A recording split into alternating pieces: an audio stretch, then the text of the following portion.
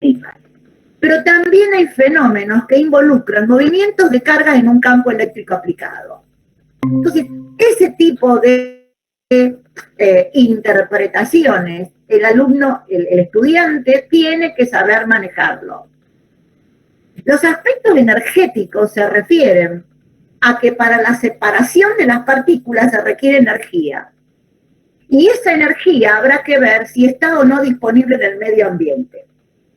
Y cuando uno aplica un campo eléctrico a un sistema, tenemos que pensar si ese campo eléctrico aplicado va a producir o no el fenómeno de conducción. Porque de eso, de que conduzca o no conduzca, depende de la sustancia o del sistema que yo tenga.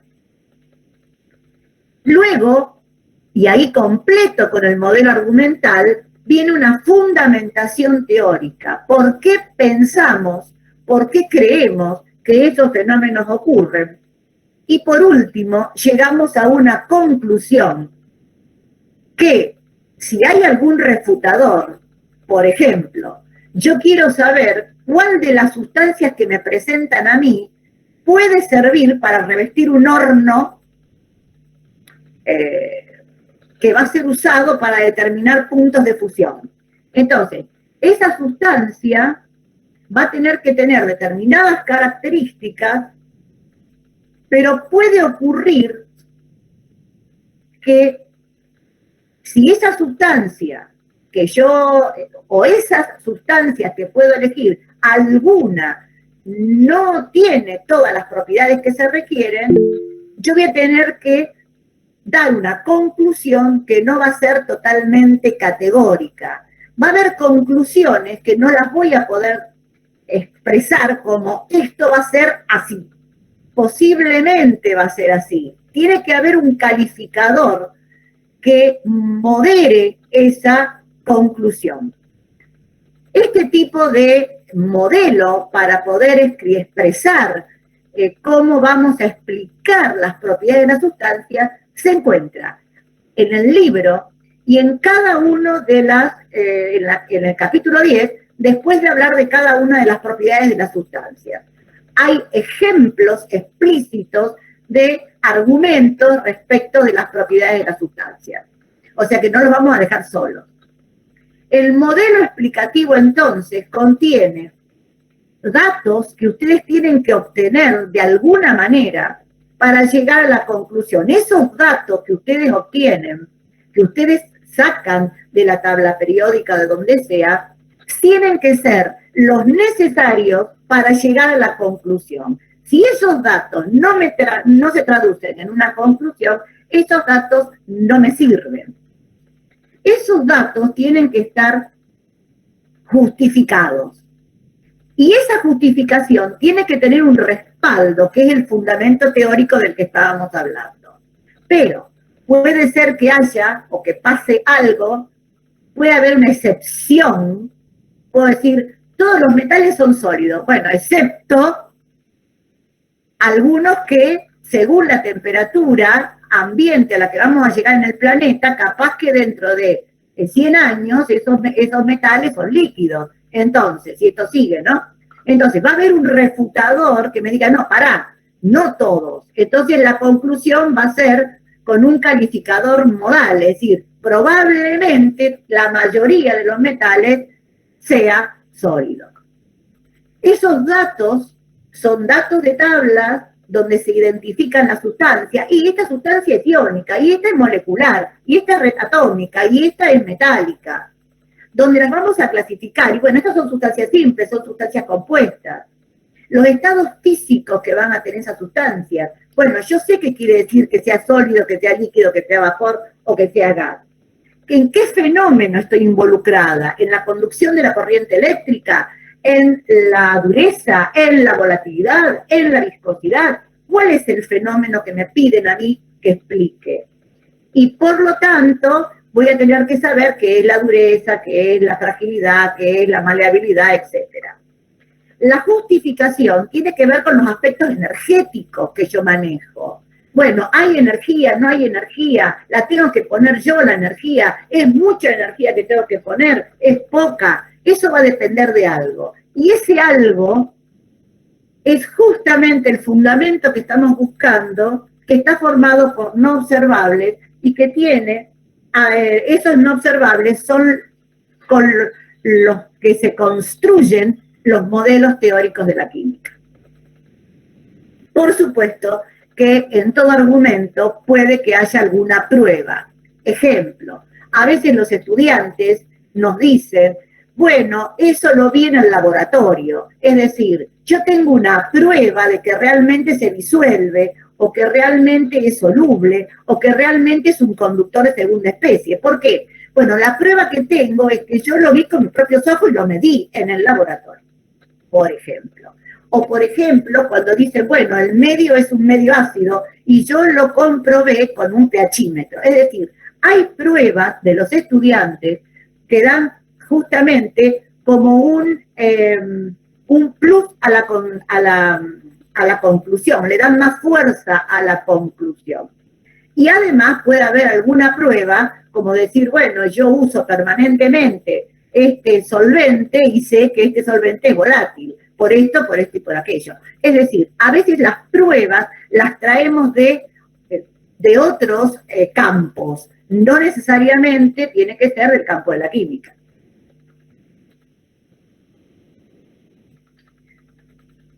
Entonces,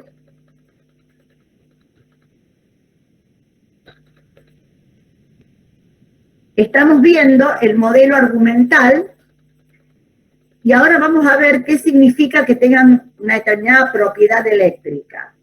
Las propiedades eléctricas van a definir a las sustancias en conductores de primera y conductores de segunda. Para que una sustancia sea conductora, tiene que cumplir tres condiciones. Que debe estar sometida a un campo eléctrico, que debe poseer partículas con carga y que esas partículas se tienen que poder desplazar en un campo eléctrico. Así, en un circuito donde hay una batería, donde hay un interruptor y donde hay una lámpara, un filamento de tungsteno envuelto en una atmósfera de argón, constituyendo una lámpara, un foco, vamos a señalar que todo lo que es metal es un conductor de primera. Un conductor de primera especie es un buen conductor y está constituido por un metal o por grafito. Mientras que los conductores de segunda son las pastas húmedas que están dentro de las baterías. Son electrolitos acuosos de las baterías que usamos normalmente, o bien puede ser en la industria electrolitos fundidos. Aquí tenemos entonces la clasificación de nuestras sustancias en propiedades eléctricas. Vamos a ver buenos conductores como los metales, el grafito y los conductores de segunda. Especie, dice ahí, no dice especie, ahí dice cualquier cosa. Disculpen, ¿eh?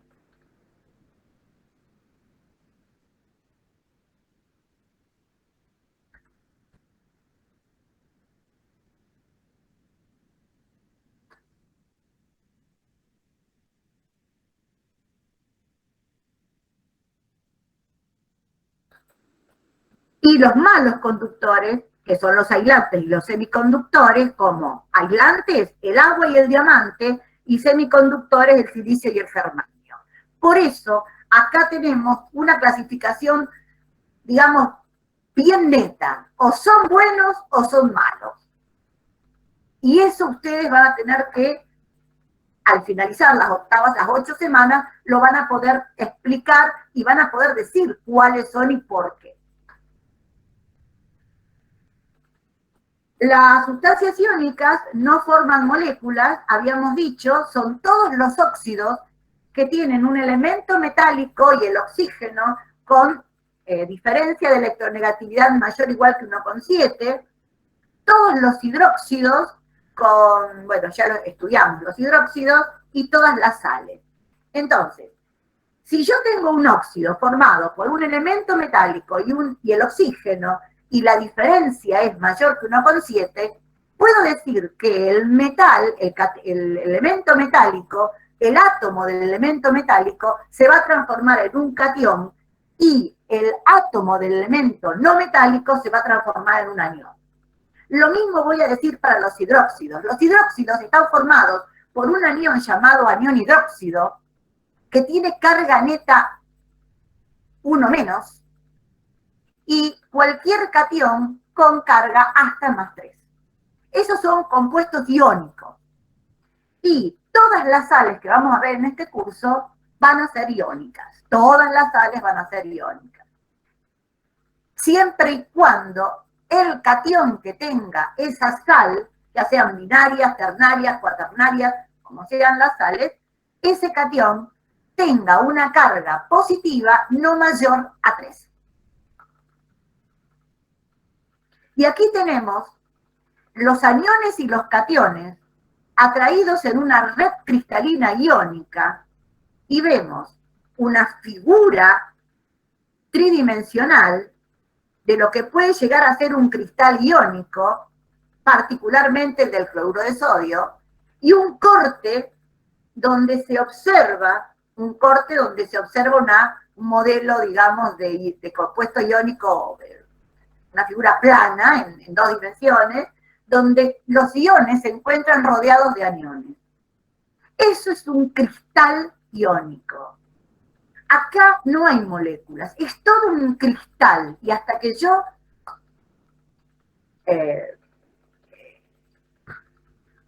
termine con el cristal, van a ser un conjunto de aniones y cationes atraídos por una fuerza primaria que es explicada con el modelo físico de la física clásica.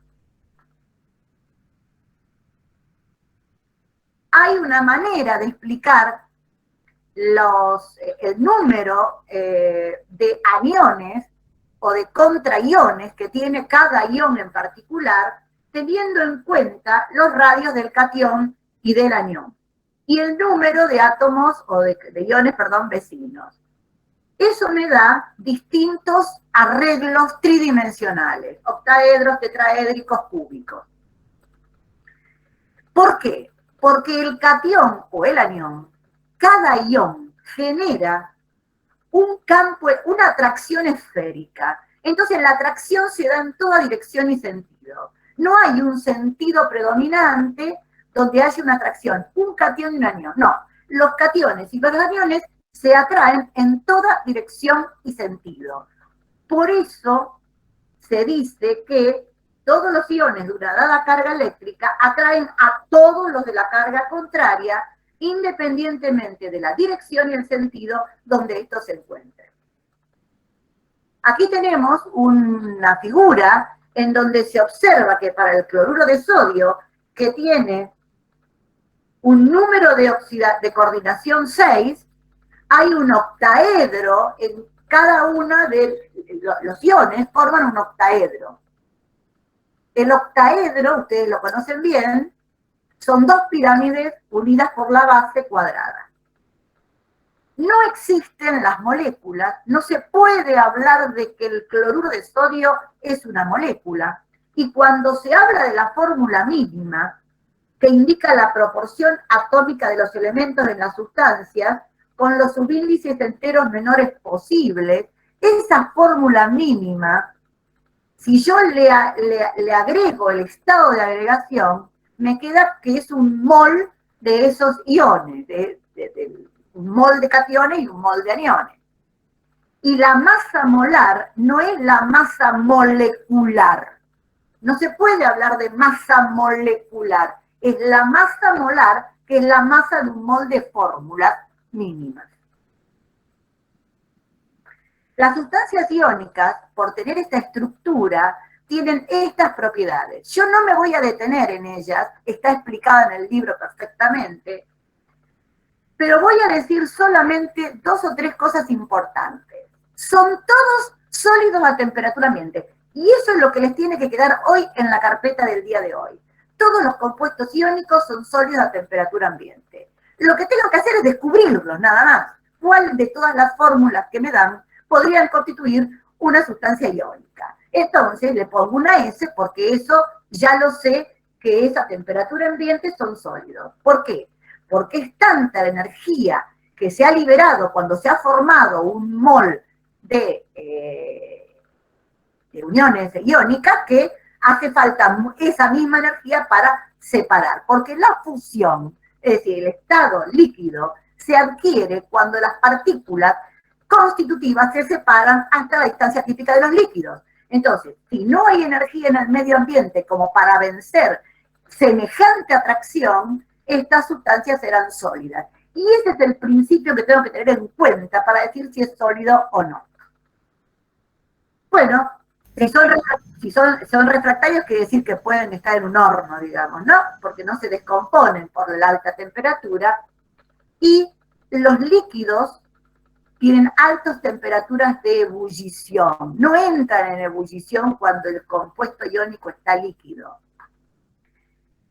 El sólido es un aislante. ¿Por qué? Porque si bien tiene partículas cargadas, estas no se pueden desplazar por la atracción que tienen en un campo eléctrico. Entonces, a todos los compuestos iónicos se los considera a temperatura ambiente aislantes. Sin embargo, fundidos y disueltos en solventes, en determinados solventes, son conductores de segunda especie. Cuando uno habla de disueltos en solventes, el solvente tiene que tener una característica. Y esa característica la vamos a ir desarrollando a lo largo del día de hoy. Lo importante es que cuando yo fundo un compuesto iónico, ese compuesto iónico es un conductor de la corriente eléctrica, tiene una conductancia iónica, conduce por iones, no por electrones. Y aquí vemos una representación simbólica de lo que significa un cambio de estado. Profe, El cambio de estado... una pregunta. ¿Esas propiedades que puso antes son mecánicas, son físicas? ¿Qué son?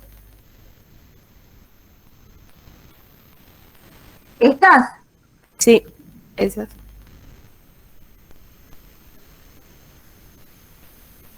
¿Esto? Sí, profe. ¿Me escucha? Sí, te escucho como muy... no sé si el volumen... Me parece que yo bajé el volumen, espera un minuto. Pero yo bajé el volumen de mi...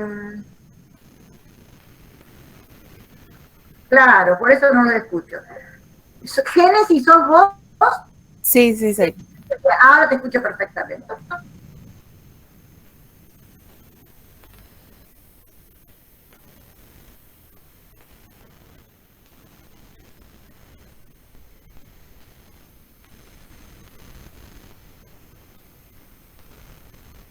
Bueno, ¿vos querías sacar una foto a esto? No, mi pregunta era, estas propiedades, había dicho que teníamos propiedades físicas, mecánicas y eléctricas, y quería saber estas, ¿qué son? Y fíjate, sólidos a temperatura ambiente, es física. Duros y quebradizos, es mecánica. No volátiles, es física. Refractarios, es física. Conductores, ¿qué te parece que puede llegar a ser? Eléctrica. Bien, bien, perfecto. Muy buena pregunta. Muy buena pregunta. Ok. Gracias. Bien, entonces acá tenemos un cambio de estado, una propiedad física, transformación física de un sólido en un líquido puro. Un sólido en un líquido puro. En una red cristalina, de una red cristalina a un líquido desordenado. Hay que entregar energía hasta que funda el sólido. Y ese fenómeno implica separación de todas las partículas constitutivas del sólido. De todas. Cuando las partículas están todas separadas a la distancia típica de los líquidos, esos iones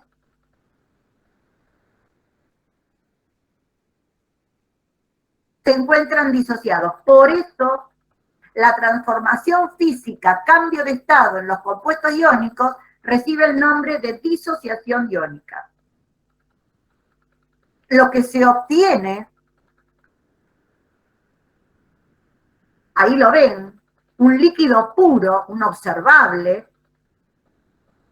y se infiere hasta que se pueda comprobar a través de un dispositivo que me permita ver si conduce o no conduce. Cuando eso se comprueba es una prueba, ¿no? Es un observable.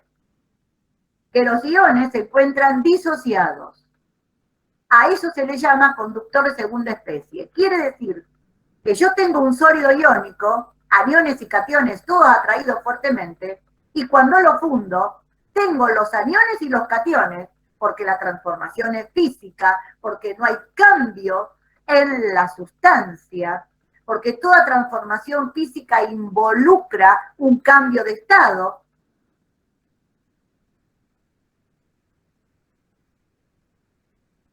Y no un cambio químico. No se forman otras sustancias. Es la misma sustancia en otro estado. En este caso, estado líquido. Lo que se forma, sí, es un líquido puro. No hay otra cosa que cationes y aniones. Y es un líquido que conduce la corriente eléctrica. Perfectamente. Entonces se lo considera un conductor de segunda especie. Y se llama electrolito líquido o electrolito fundido.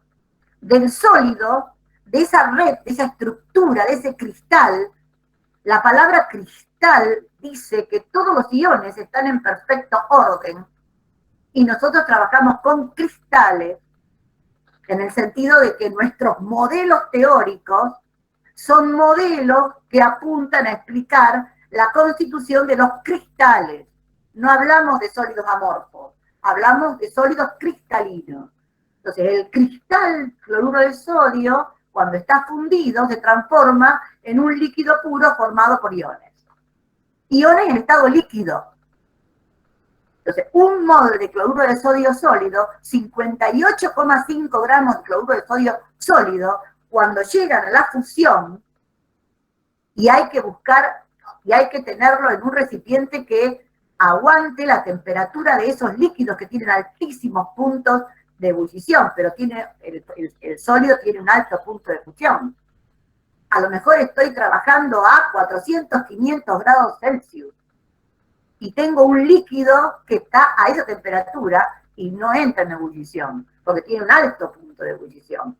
Entonces, ese líquido puro, esos 58,5 gramos, que es la masa molar de esa sustancia, ahora tengo 58,5 gramos de cloruro de sodio líquido, es un líquido puro. Electrolito fundido, electrolito líquido. O sea que la masa no cambia cuando se cambia de estado. No, obviamente. Si vos tenés 1 gramo de agua sólida y se te derrite en la mano, ¿cuántos gramos de agua tenés? 1. 1 gramo, claro. O sea, en el cambio de estado, no hay cambio, no, para nada, no hay cambio. La sustancia sigue siendo la misma y la masa es la misma, obviamente. Pero no hubo cambio. ¿Se entiende? Sí. Bien. Ahora vemos otro cambio de estado. Un nuevo estado. Un estado que ustedes no conocen. Un estado que necesitamos establecerlo desde el primer día de clase en la clase de química. Porque es un estado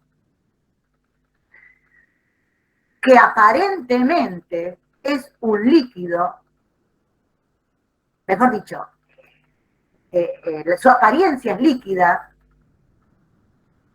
pero el interior de ese líquido no está hablando de un líquido puro, está hablando de una mezcla. Y ese estado no está mediado por la temperatura, no está mediado por la energía térmica. A temperatura ambiente, ese estado está mediado por un solvente. Entre todos los solventes, vamos a trabajar con el solvente agua. Y ese solvente agua es el que va a permitir pasar de un estado a otro, a temperatura ambiente. También puede ser alta temperatura, pero digo, a temperatura ambiente, los compuestos iónicos, algunos, no todos, yo diría que muy pocos de los compuestos iónicos que vamos a estudiar, y eso está en el apéndice cuando dice solubilidad de los compuestos de las sales, tendencias generales, esas sustancias se disuelven en agua. El solvente es el agua. Entonces, el cambio de la transformación física que vamos a estudiar es el cambio de estado de sólido a acuoso, siendo la palabra acuoso un estado donde sí o sí hay dos sustancias, el solvente, el agua y la sustancia que se disuelve. Entonces, las sustancias iónicas, que pueden ser sales binarias, puede ser un hidróxido o puede ser una sal ternaria, como es el sulfato de aluminio, en agua se disuelven, pero físicamente. ¿Qué quiere decir físicamente? Que no hay cambios en la materia, no hay cambio de sustancia. La sustancia sigue estando, pero en otro estado. Pero no es el líquido puro, porque acá no está mediado por la energía térmica. Es un estado en donde el agua puede separar lo que naturalmente está unido. El agua puede separar a esos iones que formaban el cristal. Y cuando se mete en el cristal y lo separa, se dice que la disolución cursa con una disociación iónica. Entonces, es una disolución física porque no hay cambios en las sustancias antes y después del agua, pero hay un condimento, hay un valor agregado. El agua puede debilitar el enlace iónico y al debilitarlo deja a todos los iones sin su contraión. Los separa de una manera que los deja libres como para conducir la corriente eléctrica en un campo aplicado. Los aniones al polo positivo y los cationes al polo negativo. Esa mezcla acuosa, esos iones acuosos, esa sustancia iónica que está en estado acuoso, que es una mezcla, se define como mezcla homogénea líquida, o se la puede llamar, la semana que viene vamos a ver cómo la llamamos, solución líquida, o la podemos llamar solución acuosa, que es el nombre más exacto, solución acuosa. Yo creo que este es el término que usamos para distinguir un líquido puro de algo que no es un líquido.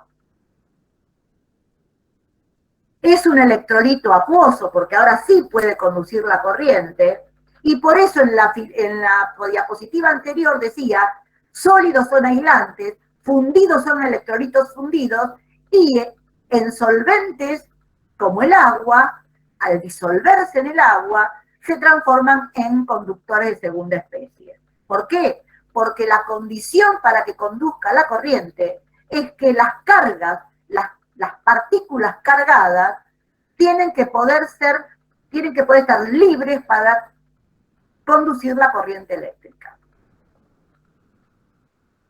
Y acá vemos qué le pasa al cloruro de sodio, un cristal fuertemente, con sus iones fuertemente atraídos, fuertemente unidos. ¿Qué pasa cuando entra la molécula de agua? La molécula de agua, de la sustancia agua, se puede decir que tiene una zona en la molécula, por la estructura que tiene, muy rica en electrones, y una zona muy pobre en electrones. Las zonas de riqueza de electrones se simbolizan con un diferencial negativo para indicar que la partícula es eléctricamente neutra, pero que tiene una zona rica de electrones y una zona pobre de electrones con un diferencial positivo. Quiere decir que la molécula de agua es un dipolo permanente. Un dipolo es una partícula que tiene no dos cargas, una negativa y una positiva. No. Tiene una zona donde es más probable encontrar los electrones permanentemente y una zona donde esos electrones no van. Pero toda la molécula de agua es eléctricamente neutra. Ese dipolo no se puede trasladar a ningún lado porque no es una partícula cargada. Lo único que puede hacer el dipolo es orientar sus polos hacia los campos eléctricos de los iones, hacia los campos eléctricos que generan los iones. Y entonces, las moléculas de agua se meten en el cristal, pero antes empiezan a atraerse por la superficie y van debilitando las uniones porque van rodeando, según el número de coordinación de cada uno de los iones, a esos iones. Tal que un compuesto en estado acuoso, que uno lo puede representar como cloruro de sodio acuoso, o catión sodio acuoso, cloruro acuoso, en realidad tiene a los iones no desnudos como en el líquido puro, sino rodeados de moléculas de agua. Entonces encontramos, perdón que estoy con esto, los compuestos iónicos que se representan de esa manera en estado acuoso, ahora vemos el catión en estado acuoso. Hay un catión en estado acuoso. ¿Cuál es la imagen que me tengo que llevar? Que el catión está rodeado de moléculas de agua. El catión no está desnudo, está rodeado por moléculas de agua. No solamente esas, sino también otras más, que se van orientando todas las moléculas de agua entre ellas. Las moléculas de agua entonces son eléctricamente neutras, son un dipolo permanente y no se trasladan, sino que se orientan. Acá tenemos otra manera de representar la solución acuosa. Cuando un compuesto iónico en estado sólido pasa al estado acuoso, la representación simbólica es cloruro de sodio acuoso, o catión y aniones acuosos. Y todo este conjunto es una mezcla, es un electrolito acuoso, es una solución acuosa de cloruro de sodio. Y acá tenemos un anión en estado acuoso. Cuando a uno le dicen, ¿qué es lo que tenés cuando disolvés una sal en agua? Vamos a suponer que la sal de cocina es cloruro de sodio, que no es un material la sal de cocina, pero vamos a suponer que es una sustancia. ¿Qué pasa cuando la sal se disuelve en el agua? Yo no veo nada. Desaparece la sal. Claro, desaparece el sólido. Se ha transformado ¿en qué? En una solución acuosa, en una mezcla. Antes de agregar la sal, el agua era, vamos a llamarla, era un agua insípida, no tenía sabor. No es mentira eso, porque estamos usando agua potable, pero bueno, no tenía sabor. Pero cuando le agregamos agua, cambió. Y si lo que le agrego es una sal de color, cambia el color. ¿Y por qué? Porque las sales se disuelven. Y lo que yo tengo es una mezcla homogénea, una sola fase, que es translúcida. Es decir, no hay turbidez.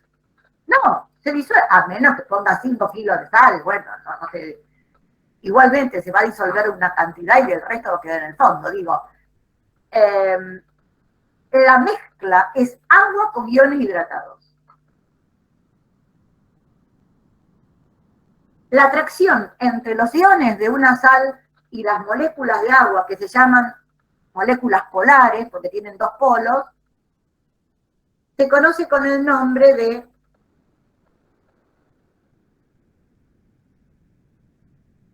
un dipolo, lo vamos a ver después.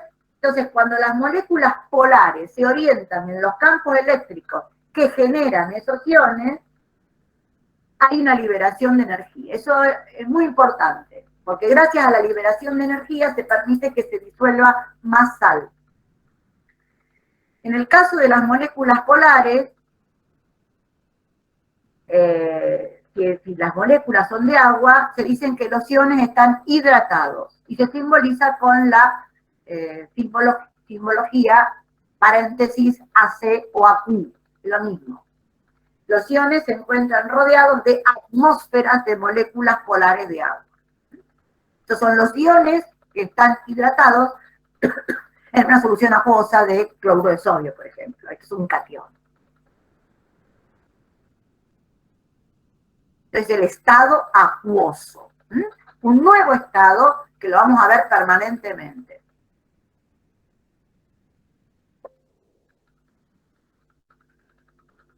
Bien. Entonces,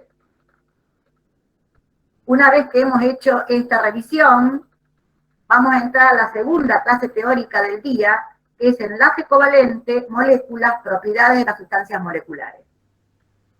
Hay cuestiones que no las voy a explicar. Profe, ¿podría mostrar la diapositiva anterior? Sí, ¿cómo?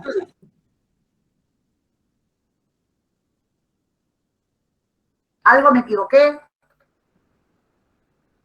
No, porque quería sacarle foto porque no está. Espérate que hay un problema.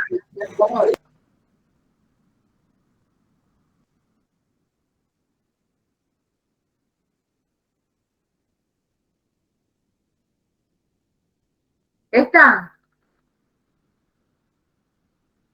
Sí, esa.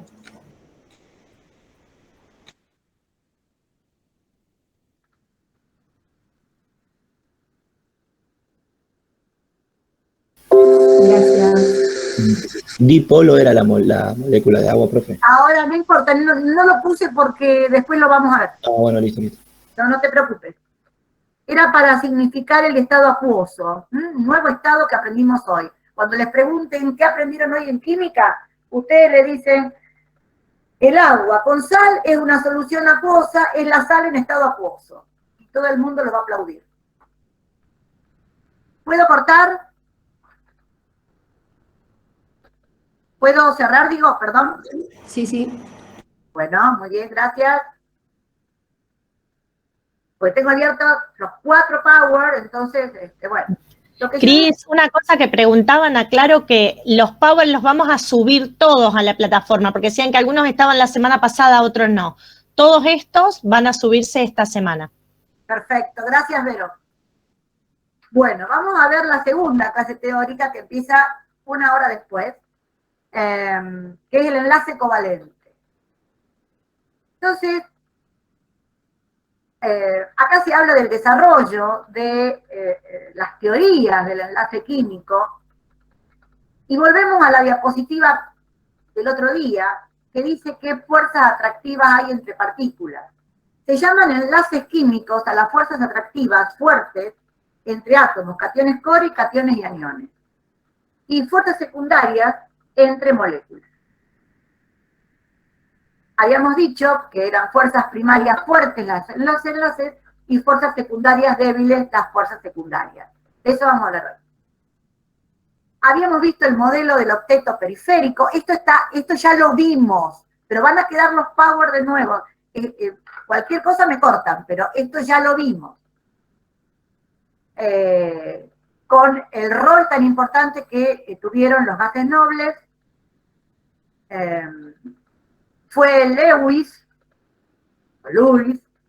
el que genera esto de cómo representar ese octeto periférico, y acá si leen todo esto fue cómo fue evolucionando esa manera de pensar en los electrones alrededor de un átomo central. Vimos también las interacciones eléctricas entre los átomos. Primero lo vimos entre los iones, entre las partículas cargadas, después entre los átomos. Esto es copia de la diapositiva del otro día. Hablamos de las manifestaciones energéticas, también lo vimos, y ahora vamos a ver este esquema. Este es un esquema de qué le pasa a 2 átomos de hidrógeno cuando se acercan desde el infinito, y vemos cómo en la atracción entre los núcleos y las nubes electrónicas comienza a tener importancia hasta que llega a una distancia tal en que por más que se acerquen esos átomos, comienza la repulsión núcleo-núcleo, nube electrónica-nube electrónica. La situación de equilibrio en la que los átomos enlazados, forman un conjunto más estable que los átomos libres, en la molécula del dihidrógeno, cuando se juntan dos átomos de hidrógeno, esa distancia es 74 picómetros. Y la energía liberada cuando se llega a ese punto es menos 432 kilojoules por mol. Quiere decir que la longitud de ese enlace, lo que mide ese enlace, es 74 picómetros. Esa es la longitud del enlace, que es la distancia promedio entre los núcleos de dos átomos enlazados. Y este valor se llama energía, reténganlo, energía de enlace. Y fíjense la definición. Esto es una definición que tengo que saber entenderla. Por supuesto que si la entiendo, la voy a poder repetir siempre. Es la energía liberada cuando los átomos se acercan y quedan separados solo por la distancia de máximo acercamiento, y es la energía que se libera cuando se forma un mol de enlaces covalentes. Miren que ese detalle está en las otras diapositivas del enlace iónico. Cuando se formaba un mol de enlaces iónicos también se liberaba, pero ahí esa liberación correspondía a enlaces iónicos. Entonces, la energía que se libera, cuando se forman los enlaces, se libera energía. Y les tiene que quedar en sus cuadernos esa oración. Cuando se forman enlaces, se libera energía. Después vamos a ir a una tabla y vamos a ver cuánta energía se libera por mol de enlaces, pero hoy tienen que saber que cuando se forman los enlaces, se libera energía. Porque se forma algo mucho más estable que lo que estaba antes separado. Por ejemplo, la energía que se libera cuando se forma un enlace entre carbono-carbono, entre carbono y carbono doble, o entre carbono y carbono triple, entre hidrógeno y hidrógeno, se encuentra tabulado en el apéndice en la página 375. Y eso nos va a demostrar cuál de todos estos enlaces covalentes es el más fuerte. Evidentemente, un enlace triple es más fuerte que un enlace doble o que un enlace simple, porque la energía liberada es mucho mayor en la unión carbono-carbono triple que la unión carbono-carbono simple. Después vamos a ver ese detalle. Acá simplemente quiero que vean valores de energía y unidades. Fíjense las unidades que tiene la energía, tanto la energía de los enlaces, la energía cuando se forma un enlace iónico como cuando se forman enlaces covalentes. Kilojoule por mol. Kilojoule mol a la menos 1. Quiere decir que cuando se forma un mol de enlaces hidrógeno-hidrógeno, se libera 432 kilojoule.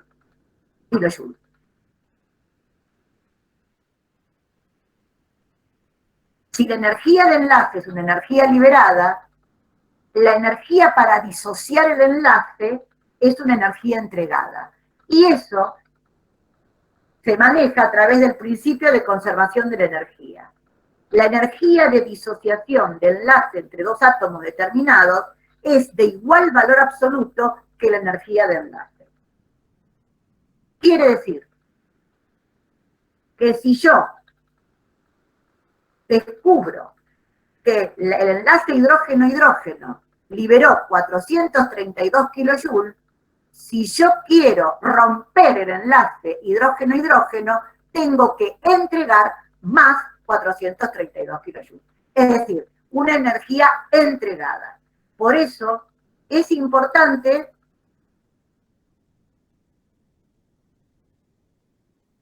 que tengamos estos dos conceptos.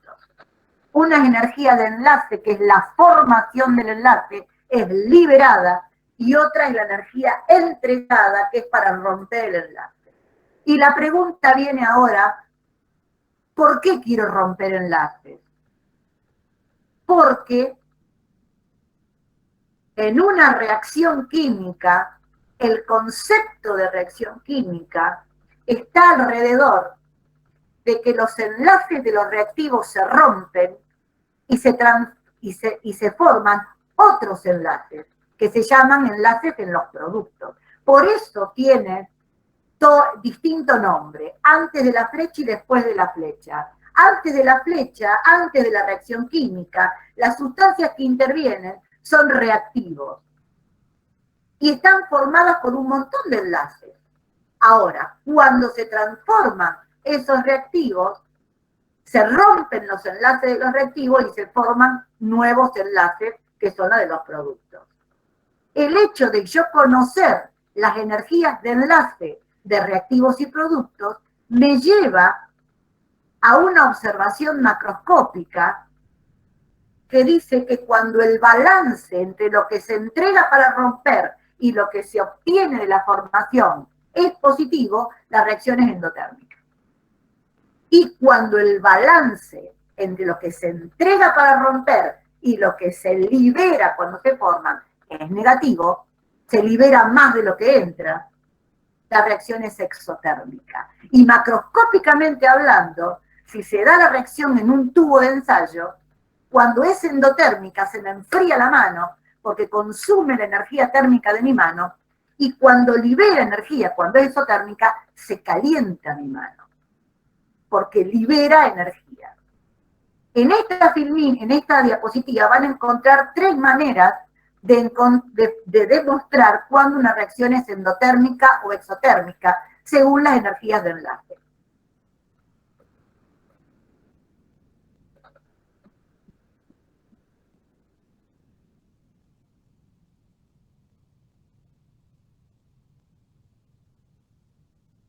Pero en la última dice argumentación. Las reacciones endotérmicas tienen enlaces de los reactivos son más fuertes que los enlaces de los productos, y las exotérmicas, los enlaces de los productos son más fuertes que los enlaces de los reactivos. El hecho de que una reacción exotérmica esté favorecida porque los reactivos tienen enlaces menos fuertes es lo que es aprovechable para los explosivos. Hay explosivos que apenas con rozar la sustancia que tengo como explosivo, ya inmediatamente se transforma en productos que liberan energía y además una atmósfera gaseosa. Entonces, el explosivo usa esta argumentación, o sea, la fabricación del explosivo utiliza esta argumentación. ¿Cuál es el mejor explosivo? Aquel que se puede fabricar con átomos que estén unidos no tan fuertemente, pero que luego las moléculas que se formen, los enlaces que se formen, sean tan energéticos que liberen tanta cantidad de energía que realmente con el gas que se expande genere una explosión. Bueno, habíamos visto... Sí. Me queda una duda. Entonces, no siempre es lo mismo la energía de enlace que de ruptura. O sea, la energía para que se forme el enlace que la energía para que se rompa. El valor absoluto es el mismo. Ok. Lo que pasa es que hay distintos enlaces. Vos tenés reactivos y productos. Si vos te pones a hacer las tareas que estamos mandando ahora en la plataforma, ahí te vas a dar cuenta, usando la tabla que está en el apéndice, vas a ver cómo se manejan esos valores de energía. Y si mirás y lees bien estas diapositivas, te vas a encontrar en 2 ejercicios para poder resolver esa pregunta que vos me estás haciendo. Okay. Cómo se usan las energías de enlace y la energía de disociación, obviamente. Bueno, habíamos visto los distintos enlaces. Hoy vamos a hablar del enlace covalente y vamos a decir que el enlace covalente se da entre átomos. Si directamente entre átomos la única fuerza que existe es el enlace covalente. Ahora, habíamos hablado que íbamos a hablar de predominantemente covalente. Si los átomos son de elementos no metálicos unidos entre sí, cualquier elemento no metálico, los átomos de no metálico unidos a otro no metálico, decimos que es predominantemente covalente. Si los átomos son idénticos, es absolutamente covalente, pero si el elemento es metálico y el otro elemento es no metálico, pero la diferencia de electronegatividad es menor a 1,7, entonces los átomos del elemento metálico y los átomos del elemento no metálico se atraen por enlace covalente. Quiere decir que hay 3 posibilidades de que yo descubra el enlace covalente. El enlace covalente es una fuerza primaria atractiva entre átomos de elementos no metálicos, iguales o diferentes, y de elementos no metálicos y metálicos con diferencia de electronegatividad menor a 1,7.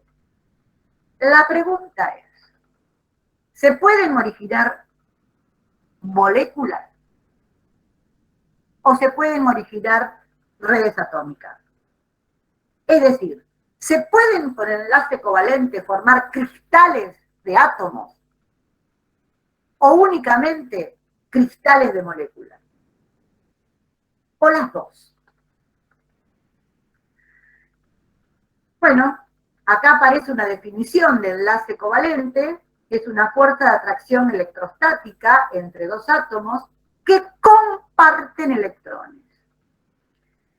Lewis decía que la diferencia de electronegatividad entre los átomos hace que en algún momento no se comparta más y entonces uno le ceda electrones al otro. Para que quede claro, el enlace covalente, nadie se apodera de electrones, no hay transferencia de electrones, sino que son electrones que se comparten. Nadie le roba el electrón a nadie, y nadie, ningún átomo se deja robar. Los átomos que forman parte de los enlaces covalentes se miran las caras, son direccionados,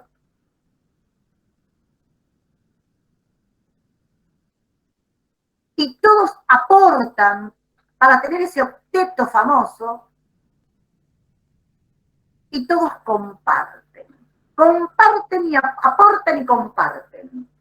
Nadie se deja robar y nadie roba.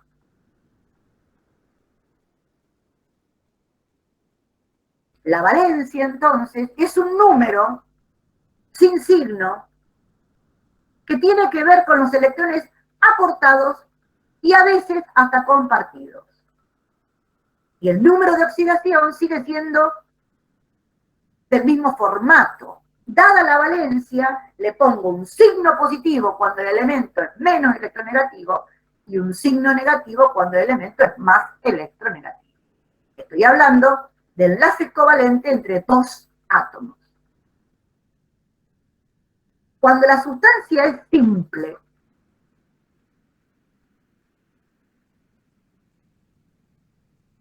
el número de oxidación es 0. ¿Por qué? Y porque no existe la valencia.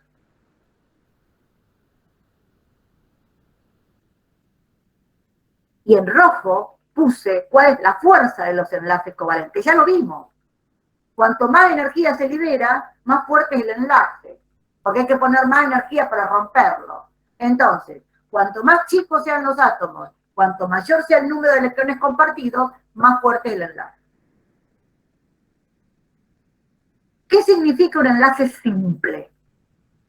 Cuando se comparte un par. Se puede representar por un guión o por un par de... Y acá aparece el electrón punto, es decir, la representación del electrón. El electrón de valencia como si fuera un punto. Un enlace doble se comparte en 2 pares y un enlace triple 3 pares. Entonces hay un guión, 2 guiones o 3 guiones. Vamos a escribir sustancias binarias de 2 elementos no metálicos. La H y la O. El símbolo del hidrógeno y el símbolo del oxígeno. Vamos a tratar de escribir la fórmula empírica del agua. El más electronegativo a la derecha, el menos electronegativo a la izquierda. Excepto el amoníaco y los hidrocarburos, por ejemplo, el metano. El hidrógeno viene con un electrón de valencia representado por una cruz. Otro hidrógeno con otro electrón de valencia representado por una cruz. El oxígeno tiene 6 electrones de valencia y los voy a representar con puntos. El hidrógeno quiere tener 2, como si fuera el helio, cerca de su núcleo, y el oxígeno quiere tener 8 en ese último nivel. Y entonces uno podría pensar que los electrones en su movimiento ocupan lugares tal que se pueden aparear con los electrones del hidrógeno. De esta manera, haciendo este modelito de molécula, veo que el hidrógeno aporta un electrón, tiene valencia 1, su número de oxidación es más 1. El oxígeno aporta 2 electrones, tiene valencia 2, y como es el más electronegativo, número de oxidación menos 2, y la fórmula sería esta.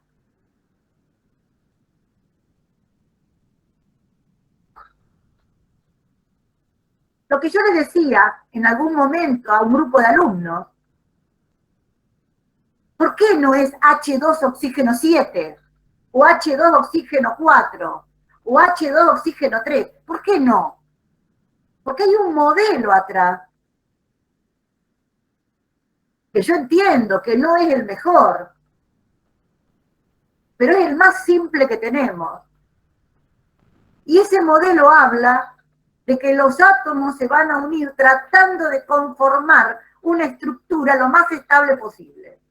Y esa estructura estable es que todos tengan la configuración electrónica de algún gas noble.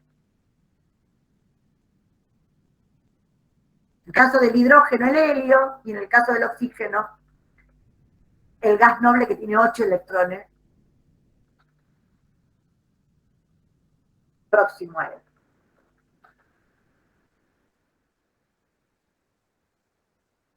El amoníaco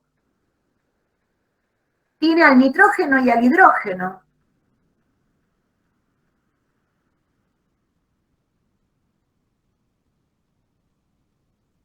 Donde el nitrógeno es el más electronegativo y el hidrógeno es el menos electronegativo. Lo veo en la tabla periódica. Entonces, cada nitrógeno aporta 3 electrones y cada hidrógeno aporta 1. De los 5 electrones de valencia que tiene el nitrógeno, solamente aporta 3 al enlace. Por eso la valencia del nitrógeno es 3. Con el hidrógeno no puede aportar los 5, porque ya con aportar 3 y tener 3 hidrógenos estaría ese octeto del nitrógeno formado.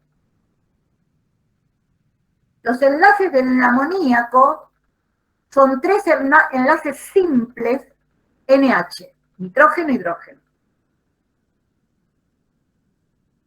Y como el nitrógeno es el más electronegativo, su número de oxidación es menos 3. En el caso del dióxido de carbono, el carbono tiene 4 electrones de valencia y el oxígeno 6. La manera en que cada uno completa ese octeto, tiene ese octeto a su alrededor, es aportar cada uno de ellos, cada oxígeno 2 y el carbono los 4. Por eso el número de oxidación del carbono, por ser el menos electronegativo, es más 4, y el oxígeno menos 2. Esta sería la fórmula del dióxido de carbono o del óxido de carbono 4, pero la que vamos a usar es esta, que es la mínima. Son fórmulas moleculares.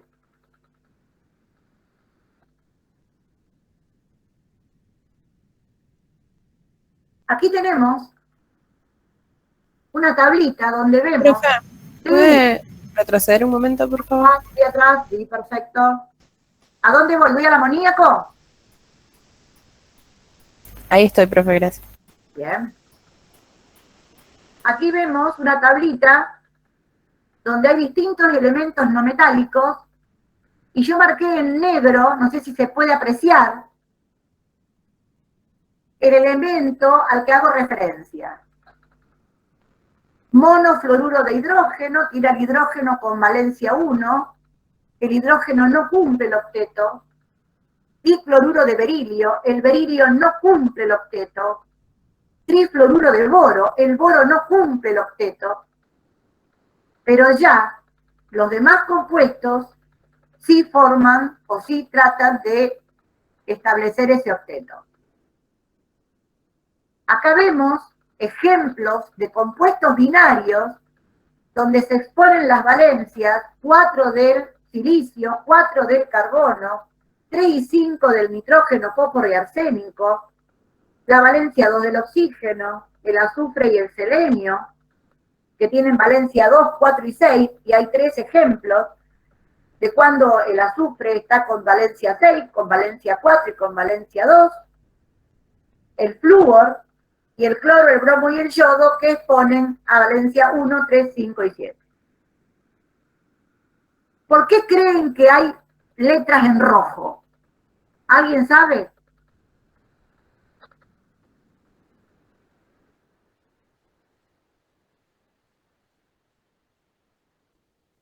La letra pintada en negro refiere al elemento que está en la primera columna.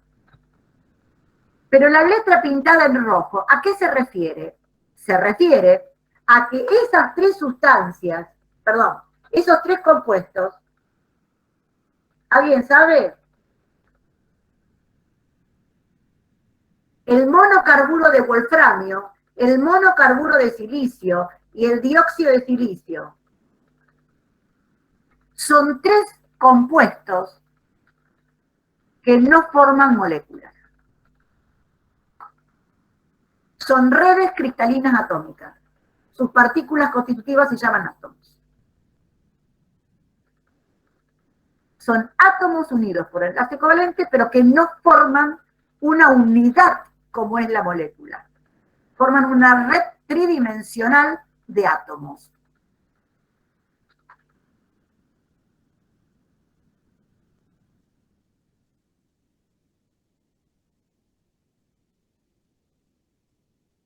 Los enlaces covalentes, según los elementos que estén unidos... Perdón, profe. Sí, sí, sí. ¿Qué es lo que generan en vez de moléculas? Redes de átomos, como la del cloruro de sodio, ¿viste? Ah, Son redes, pero de átomos. ok. Después lo vamos a ver, ¿eh? Después lo vamos a ver.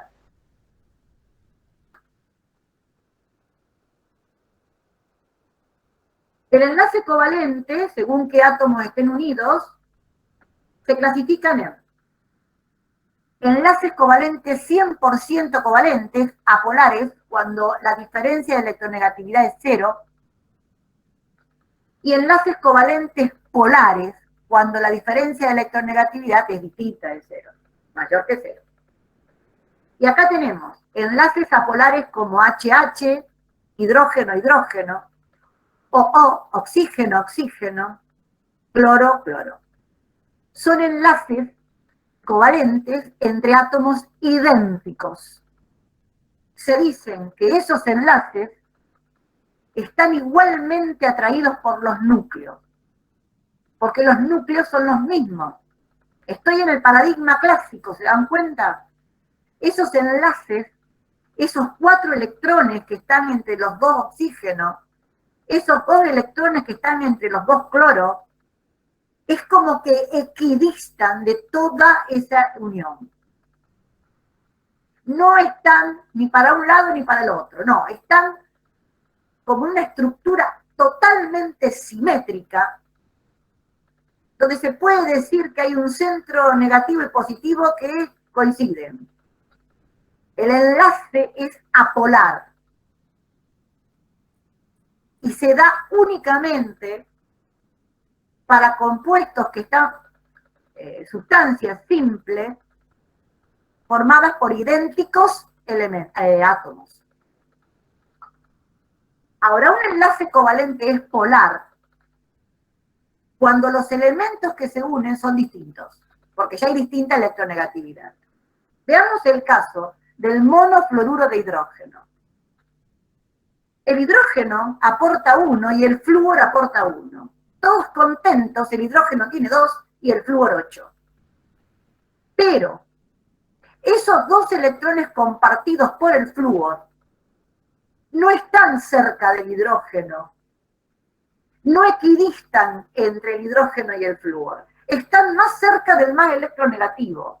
Es como que generan un diferencial de carga negativa sobre el flúor, porque el flúor está más tiempo con 8 electrones y antes estaba con 7. Nadie se transformó en un ión, absolutamente nadie. Simplemente que el hidrógeno queda empobrecido de la nube electrónica. Es como que el hidrógeno está más lejos que antes. Ese par compartido está más cerca del flúor que del hidrógeno. Quiere decir que ese par compartido con el hidrógeno no está a la misma distancia del núcleo del hidrógeno que en la molécula HH. Y no. Ahora está más sobre el flúor que sobre el hidrógeno. Y entonces se puede simbolizar esa diferencia, ese corrimiento, y se puede cuantificar, y se habla de un momento dipolar producido por un corrimiento de los electrones hacia el más electronegativo. Se simboliza con un vector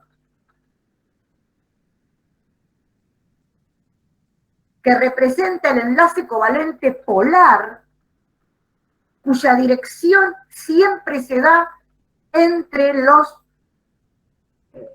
átomos, entre los 2 átomos. No se da en toda dirección y sentido, sino que es direccionado. Es un enlace direccionado. El sentido es siempre hacia el más electronegativo y el módulo lo podríamos considerar como la diferencia de electronegatividad, más o menos.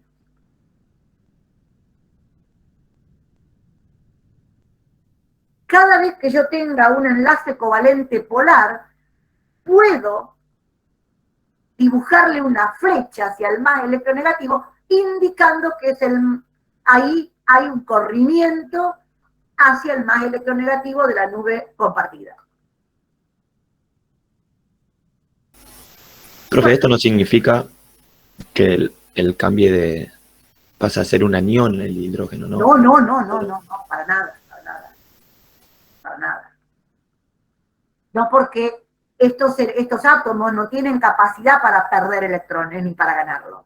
Dijimos que el enlace covalente nadie roba. El enlace covalente se comparte. Lo que pasa es que algunos tienen más hambre que otros, entonces es como que o Sí, más sí, ambicioso, digamos, si le ponemos una vitalidad a los átomos, ¿no? Si tenemos un modelo de ese tipo. Pero dijiste muy bien, hiciste muy buena reflexión. Ojo, acá no hay cargas puntuales. Acá hay diferenciales negativos y diferenciales positivos. El enlace es polar. Bueno, acá sí. Una pregunta. Sí. ¿Los enlaces covalentes apolares siempre sí o sí se van a dar entre elementos iguales? O sea, hidrógeno. Claro, sí. Bueno, algunos dicen que hay elementos que tienen igual electronegatividad. Fíjate si encontrás algún elemento no metálico y otro elemento no metálico que tengan idéntica electronegatividad, ahí se podría dar apolar. Pero nosotros en este curso decimos que únicamente con elementos iguales. Perfecto. Bueno, acá tenemos una serie de átomos unidos por enlace covalente y todos esos átomos forman una unidad que se llama molécula. La molécula del dioxígeno con número de oxidación 0, dióxido de carbono, agua, dióxido de azufre, amoníaco, hidrógeno. Ustedes saben que los números de oxidación las pueden obtener por la suma ponderada de los números de oxidación de los conocidos. Yo sé que el oxígeno siempre va a actuar con números de oxidación -2 cuando esté unido a un elemento diferente a él. Y el hidrógeno siempre en este curso de química lo vamos a hacer actuar con número de oxidación +1 cuando esté unido a un elemento diferente a él. Entonces, si yo conozco el número de oxidación del oxígeno y el número de oxidación del hidrógeno, puedo sacar el número de oxidación de los elementos que acompañan al oxígeno y al hidrógeno en los hidróxidos, en los ácidos, en las sales, etc. Acá hay una ejercitación que se las dejo para que ustedes la resuelvan.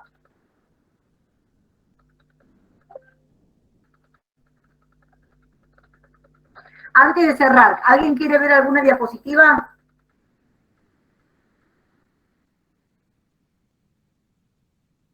Bien. Bueno, entonces ahora llegó el momento de preguntarnos si el enlace covalente entre átomos siempre genera moléculas. Por favor, quiero que me respondan, ¿sí o no? ¿No? No. No. Pero, ¿estás ahí? Sí, Cris, te escucho. Hubo 2 no como respuesta. No. ¿Cuántos estudiantes hay? 194. Bien. Y 2 dijeron que no. Todos dijeron que no. ¿El resto? ¿El resto? No. Bien, Hay más nos en el chat. Bien ahí. perfecto. ¿Qué sustancias poseen moléculas como partículas constitutivas? ¿Todas, ninguna o algunas?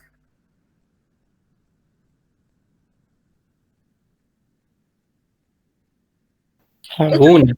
¿Cómo? Algunas. Muy bien, algunas. Lo decís por la pregunta anterior, ¿verdad? Claro. Perfecto. Las moléculas son partículas constitutivas eléctricamente neutras. Y eso es lo que tienen que quedarles claro. Es un conjunto definido de átomos unidos entre sí por enlace covalente. Por ejemplo, el componente del diésel, el pentadecano, el dihidrógeno, el tetrafósforo, el dióxido de azufre, el dióxido de carbono, el amoníaco, el ditrioxígeno, el pentacloruro de dicloro, por ejemplo.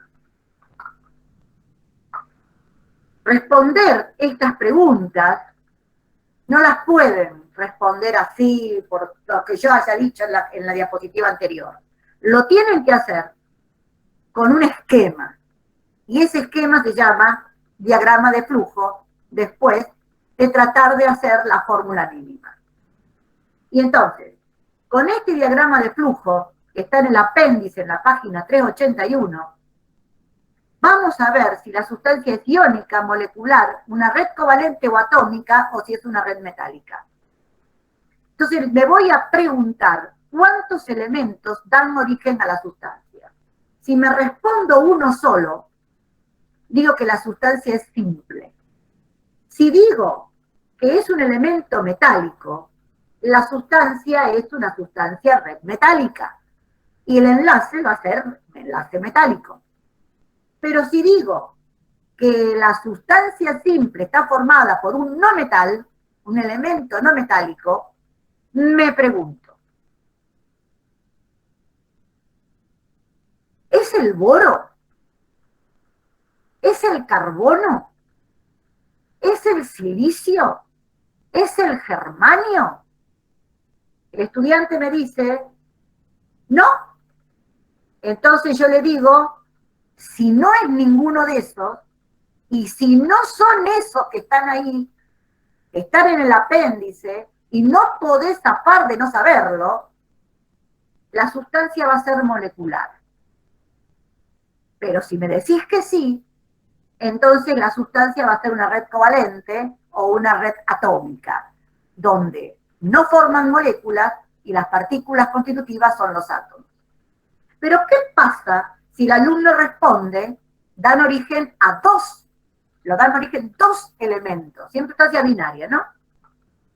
Son dos los elementos. Ah, ¿y de qué tipo son esos elementos? Y uno es metálico y no metálico. Te pregunto, ¿la diferencia de electronegatividad es mayor o igual a 1,7? El estudiante me dice, no. Entonces, si no es mayor, es una red covalente, es una red atómica, donde no hay iones, hay átomos. Pero si me dice que sí, entonces es una red iónica. Es un sólido iónico. Red, cristal, hablan de que son sólidos iónicos. Pero ¿qué pasa si el alumno descubre que los elementos ambos son no metálicos? Y si son no metálicos, la pregunta ¿es un carburo de silicio? ¿Es el dióxido de silicio? ¿Es un nitruro? ¿Es un carburo? Hablo de carburos en general con otro no metal, nitruros en general con otro no metal. El alumno me puede decir, no. Entonces, si es una combinación de dos elementos no metálicos, la sustancia es molecular. Ahora, si el alumno dice que sí, o la alumna, perdón. ¿Es una red covalente? Es una red covalente. Ustedes tienen esto en el apéndice y están en condiciones, no hoy, sino un día de estos, de armar para esta diapositiva a qué tipo de sustancias representan.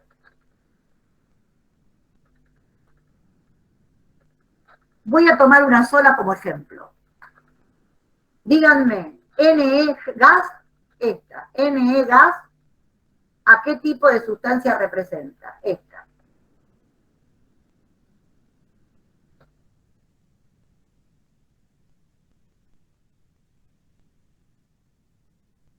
Sustancia molecular.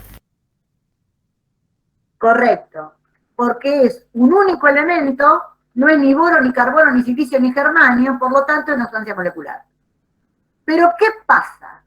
Hay una contradicción. ¿Pero por qué? Por esto. ¿Cómo puede ser que un solo elemento, un solo átomo, pueda constituirse en una molécula? Si dijimos, ¿qué dijimos? ¿Alguien sabe lo que dijimos?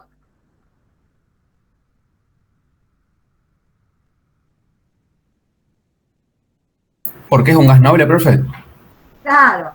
Si la molécula era un conjunto definido de átomos unidos entre tipo de enlace covalente, pero ocurre que todos los gases nobles que tienen una configuración electrónica tan estable se comportan como si fueran moléculas y por lo tanto lo vamos a llamar moléculas monoatómicas.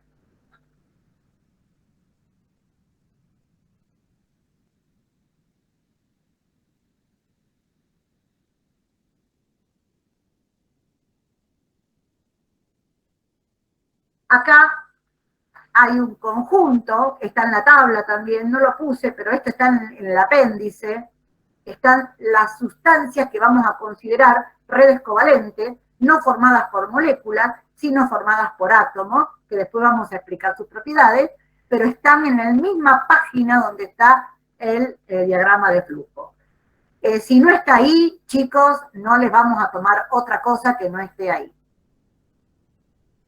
Estas son las sustancias que dan origen a redes atómicas, no forman moléculas. Y sus partículas constitutivas son átomos. Entonces, se están dando cuenta que cuando uno tiene que decir, ¿qué te parece? ¿A qué temperatura van a fundir esta sustancia? ¿Alta, baja? Y bueno, ¿qué tengo que separar? Átomos. ¿Qué tengo que separar? Iones. fuerza primaria. Entonces, para eso me va a servir saber de qué están constituidas las sustancias. Átomos, iones, y ahora vamos a ver qué pasa con las sustancias moleculares. Las moléculas son partículas constitutivas eléctricamente neutras. Profe, sí. Perdón, ¿puede ir atrás un momento? Así saco captura. Gracias. Bien. Sí, ustedes frénenme, pues yo sigo. Las moléculas son partículas constitutivas eléctricamente neutras. No me voy a cansar de decirlo.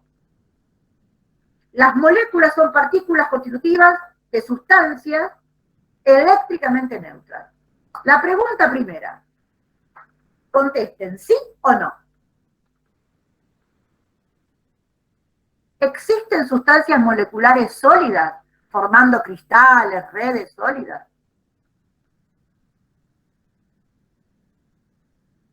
Sí. ¿Todas las sustancias moleculares son gases a temperatura ambiente?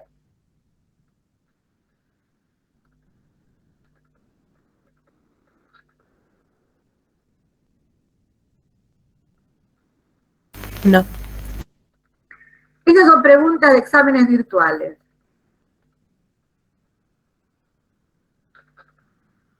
Diga si está de acuerdo o no con la siguiente afirmación. Todas las sustancias moleculares son gases a temperatura ambiente. ¿Sí? ¿No? Argumente si está de acuerdo con esa afirmación o no. La otra afirmación. Existen sustancias, todas las sustancias moleculares son sólidas. ¿Sí? ¿No? Argumente científicamente si está de acuerdo o no con esa afirmación. O no todas.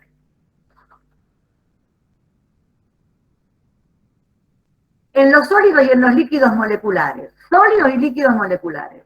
Tengo que saber qué quiere decir sólido y líquido, si no, no puedo contestar esta pregunta. ¿Cómo se atraen las moléculas? Porque se supone que en los gases el estado gaseoso se da con fuerzas tan débiles que prácticamente son imperceptibles. Mantienen a las partículas todas. Cuando se quieren acercarse, se repelen y bueno, prácticamente no hay fuerzas atractivas que formen ni el estado sólido ni el estado líquido. Entonces, la pregunta es, ¿cómo se atraen las moléculas? ¿Qué fuerzas mantienen unidas en los sólidos y en los líquidos moleculares a esas partículas, a esas moléculas? La respuesta está acá. No, ¿dónde está? Me estoy yendo.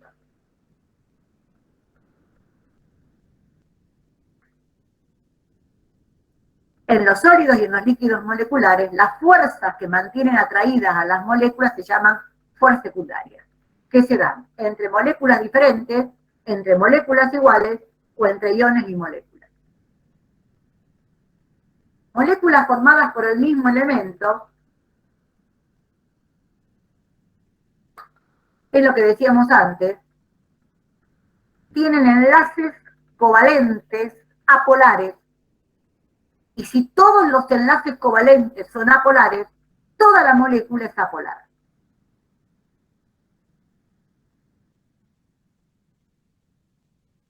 Todas las moléculas que tengan enlaces covalentes apolares,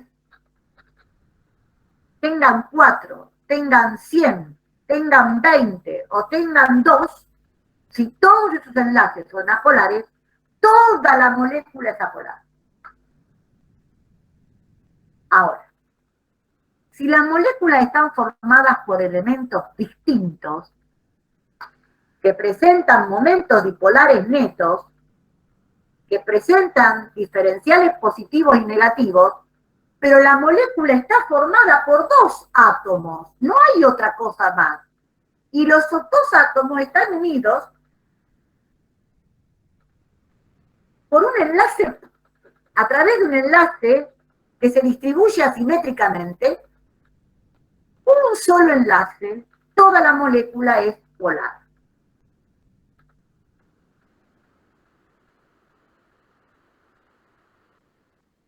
Entonces yo ya sé cómo clasificar a las moléculas entre apolares y polares.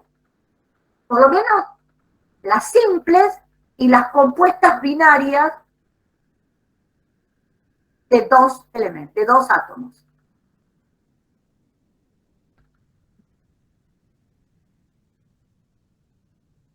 Compuestas, o sea, las compuestas binarias, porque son de dos elementos distintos, pero diatómicas, a eso me refiero. Las moléculas compuestas binarias diatómicas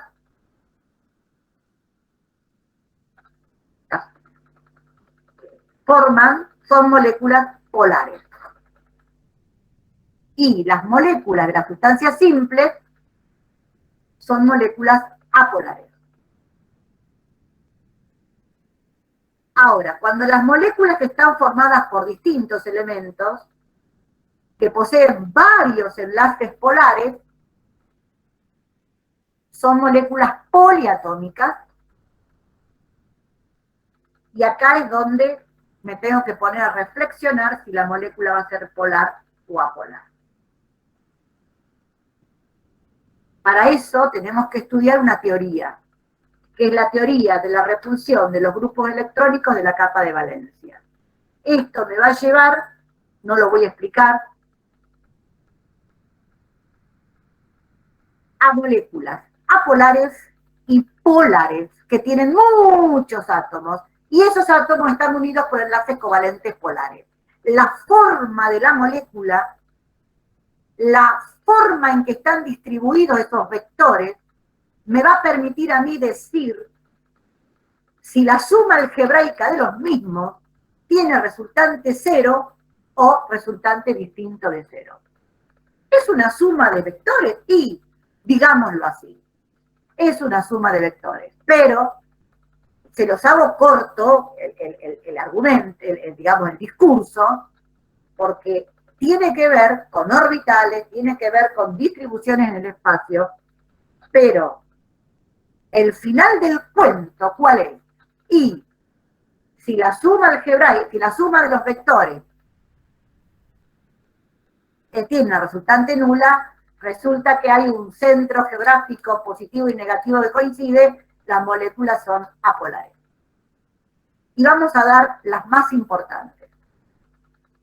Vamos a considerar una molécula polar, que todos sus enlaces polares tienen resultante nula, centros geográficos positivos y negativos coinciden, y esta es la manera en que tenemos para representar una molécula polar.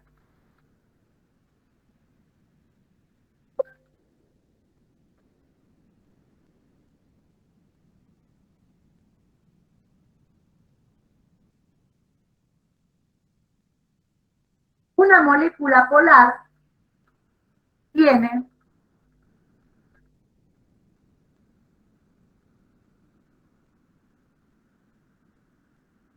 una riqueza de electrones sobre una parte de la molécula y una pobreza de electrones sobre otra parte de la molécula. La resultante de todos los enlaces polares de la molécula es distinto de cero, siguen siendo eléctricamente neutras, por favor, pero hay una distribución asimétrica de todos los electrones, de todos esos enlaces. Y aquí empezamos a tener los primeros ejemplos. Las moléculas formadas entre el carbono y el oxígeno, como el dióxido de carbono, ya no son dos átomos, son tres átomos. Tiene una forma lineal, por la teoría que acabo de enunciar, que hace que los vectores se anulen entre sí. Mientras que el dióxido de azufre tiene una forma de molécula debido a ese par de electrones solitarios que tiene, es un ángulo, tiene un ángulo de menor a 120 grados, y es una molécula polar. Mientras que el trióxido de azufre no tiene electrones solitarios y termina siendo un triángulo equilátero con el azufre en el medio, en el centro del triángulo, los oxígenos en los vértices del triángulo, y si uno hace la sumatoria de todos los enlaces polares que hay, azufre-oxígeno, oxígeno-azufre, resulta que es una molécula apolar.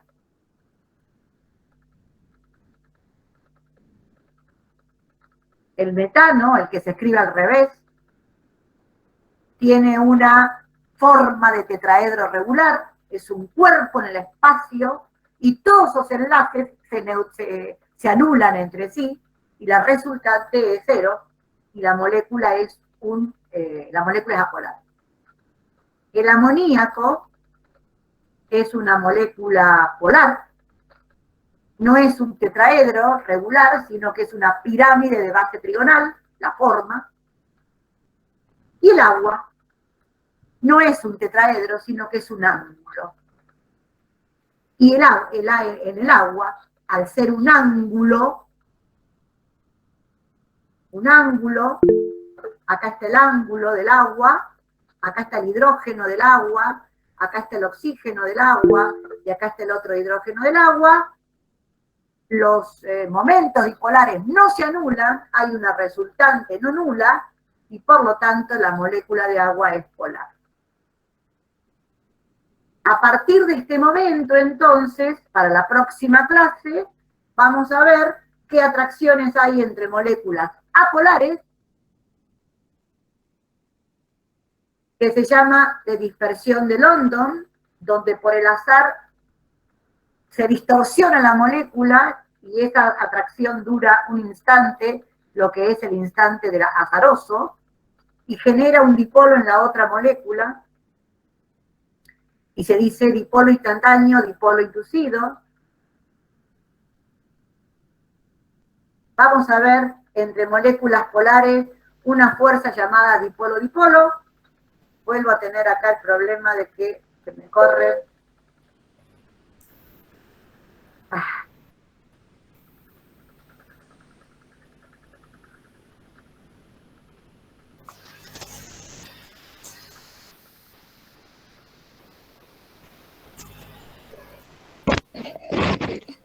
Profe, hay una pregunta en el chat. ¿Vale? Sí, Cris, por eso había abierto el micrófono, pero bueno, quería que cierres esto. La pregunta dice, ¿y cómo hacemos para saber cómo es la red cristalina de la molécula? No, la red cristalina de la molécula no existe. Lo que existe de la red de la molécula es la forma. A través de la teoría de la repulsión de los grupos electrónicos de la capa de valencia, que lo podemos ver en cualquier momento, lo leen, lo explicamos y lo traemos al aula. La molécula no tiene red cristalina, tiene forma y distribución de los enlaces en el espacio. No sé si quedó claro.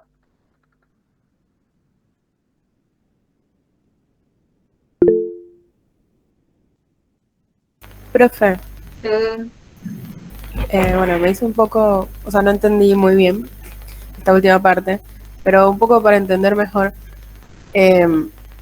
Entonces, cuando el enlace covalente es polar, la molécula es polar, y cuando el enlace covalente es apolar, la molécula es apolar. No.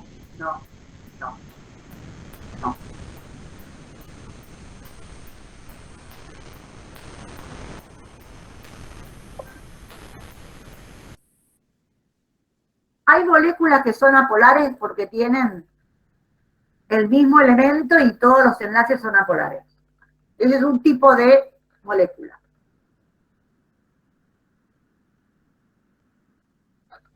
Sustancia simple.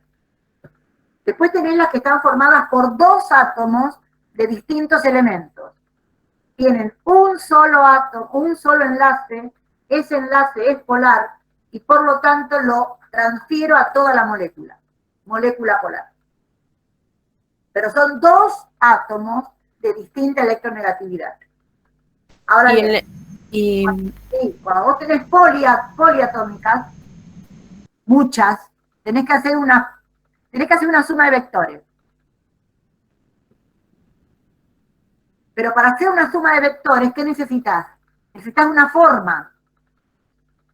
Y las formas que vamos a estudiar acá son lineal, triangular, angular, tetraédrica, pirámide de base triangular, y esas son las formas de las moléculas.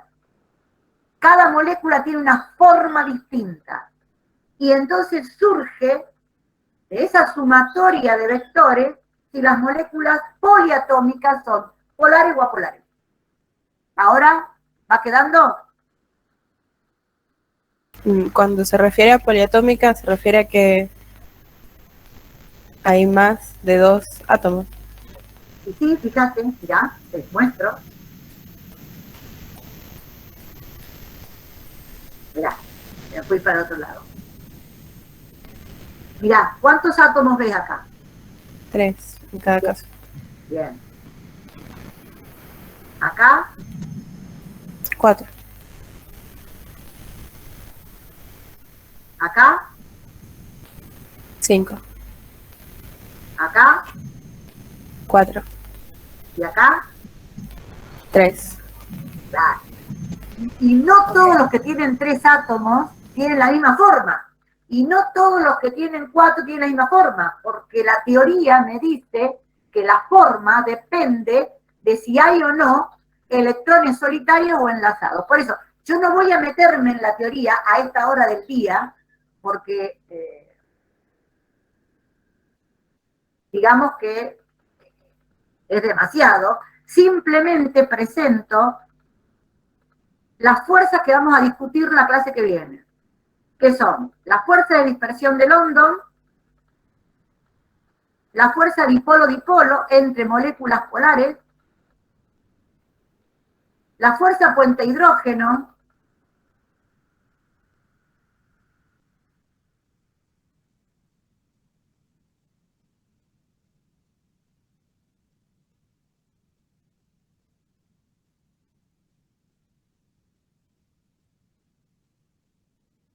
explicar un poco el puente hidrógeno para que vean que no es un enlace, es una fuerza secundaria.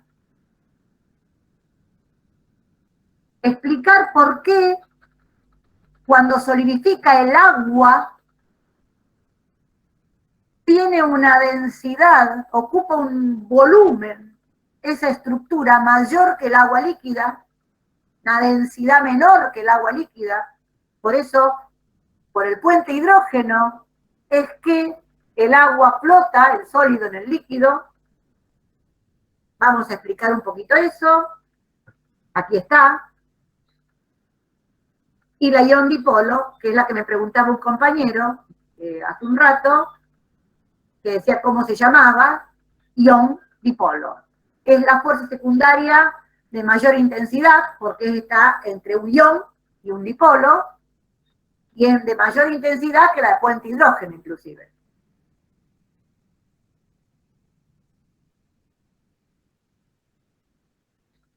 Y por último, bueno, tengo que modificar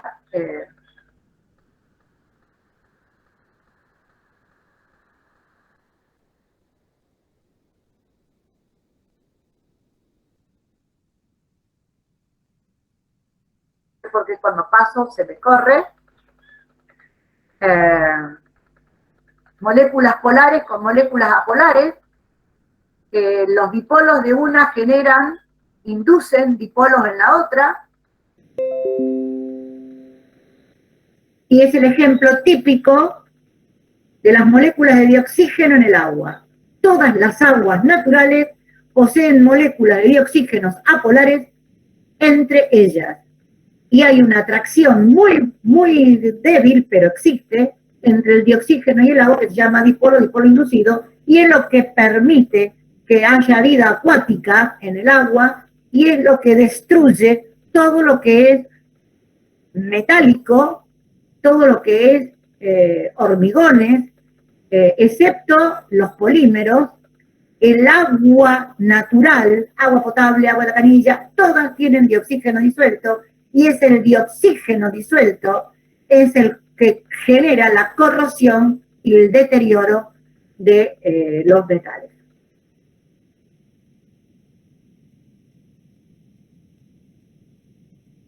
Bien, bueno, quiero comentarles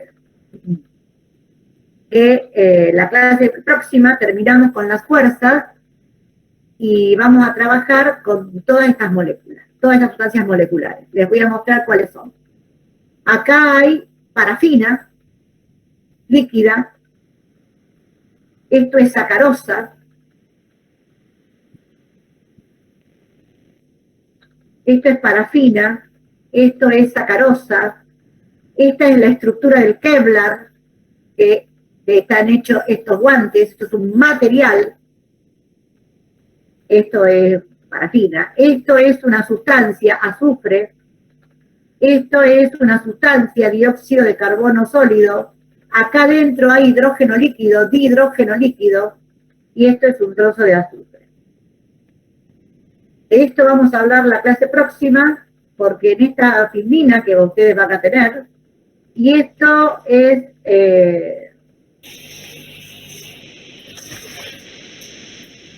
vapores. Y esto es diyodo, sólido diyodo. Las sustancias moleculares se encuentran en los 3 estados: gaseosos, líquidos, vapores o sólidos. Y acá tenemos un gas. El gas de neón que se excita, el rayo de láser de neón tiene los átomos excitados y generan distintas coloraciones. Bueno, la próxima clase entonces hablamos de las propiedades. Van a tener diapositiva de Power. Vamos a hablar del puente hidrógeno. Volvemos a hablar de los iones en estado acuoso. Miren cómo otra vez repetimos. Las moléculas. La solubilidad de los gases en agua y cómo se escriben las sustancias cuando se disuelven en agua. A esto quería llegar, esta filmina sola. Una sustancia molecular en agua se disuelve, pero como en las moléculas, algunas son polares, otras son apolares, no hay buena disolución. Sin embargo, cuando están con el agua, se transforman en las sustancias en estado acuoso. Y si la sustancia es un compuesto binario entre un no metal y el hidrógeno, lo que se llamaba cloruro de hidrógeno, en agua se llama solución de ácido clorhídrico. Es una solución acuosa de ácido clorhídrico, es una solución acuosa de amoníaco, es una solución acuosa de dioxígeno en agua. Bueno, de todo esto vamos a ver en la clase que viene. Y acá termino. Cris. Ahí estoy. Una cosa, Bautista Gutiérrez hace un ratito preguntó, y no me animé a contestarle porque no estaba segura si interpretaba bien la pregunta. Él pregunta si en el agua destilada también contiene dioxígeno. Entiendo que se refiere si puede haber la sustancia de oxígeno disuelta en el agua, esa que vos decías que oxida. ¿De eso hablábamos, Bautista? Sí. Sí, también puede haber, depende de dónde esté esa agua destilada, sí puede incorporar oxígeno, dioxígeno. Todas las aguas naturales o, digamos, trabajadas por el hombre, digamos, no me sale la palabra, yo les doy una palabra material, les digo al agua, porque bueno, el hombre ha puesto su mano para que yo pueda tomar agua, para que pueda hacer un análisis, para que, bueno, en fin, excepto las aguas naturales, todas las demás están producidas por el hombre. Entonces la pregunta es, ¿todas esas aguas tienen dioxígeno disuelto? Sí.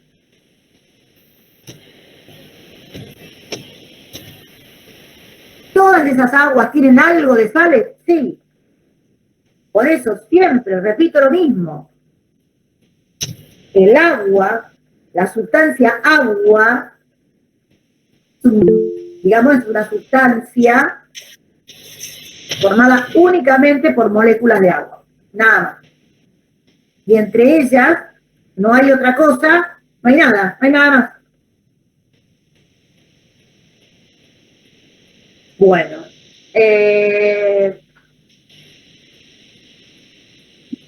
subir todos los power para que vean la magnitud que tiene el tema. Y me despido de ustedes a menos que tengan alguna pregunta para hacer.